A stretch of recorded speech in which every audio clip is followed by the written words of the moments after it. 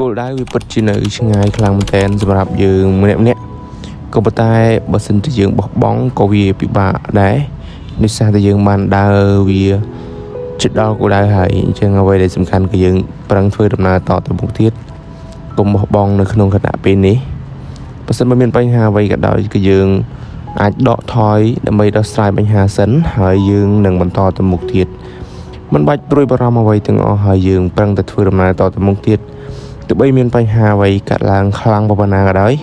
ទៅនៅក្នុងដំណើរមួយគឺយើងតែងតែជួបប្រទះជាមួយនឹងបញ្ហាជាច្រើនរោគសម្ពាធជាច្រើន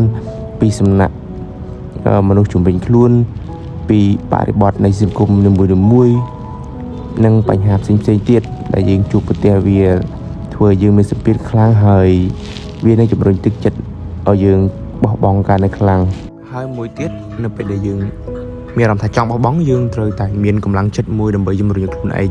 បន្តទៅមុខទៀតអាចឈប់បានតែឈប់ត្រឹមតែរយៈពេលខ្លីកុំឈប់មួយជីវិតចឹងយើងអាចបន្តទៅមុខបានដោយខ្លួនឯងហើយពឹងលើខ្លួនឯងថាតើយើងក្នុងការធ្វើដំណើរមួយនេះថាយើងព្យាយាមធ្វើកម្រិតណាហើយដើរដល់កម្រិតណាហើយការធ្វើដំណើរដើម្បីចាប់ក្តីសម័យនេះវាគិតទៅវាលំបាកខ្លាំងវាហត់នឿយមានបញ្ហាស្មុគស្មាញច្រើនណា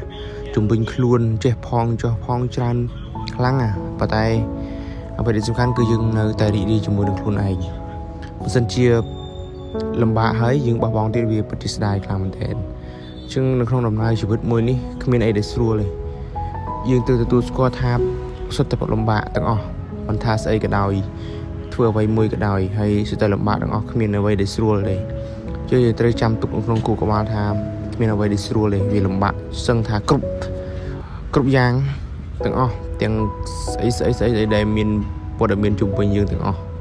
ទន្ទិញពាក្យថាតស៊ូជាមួយនឹងខ្លួនឯងហើយកុំធ្វើរឿងអ្វីដែលផ្ដេសផ្ដាសប្រាក់ចាស់នឹងច្បាប់សង្គម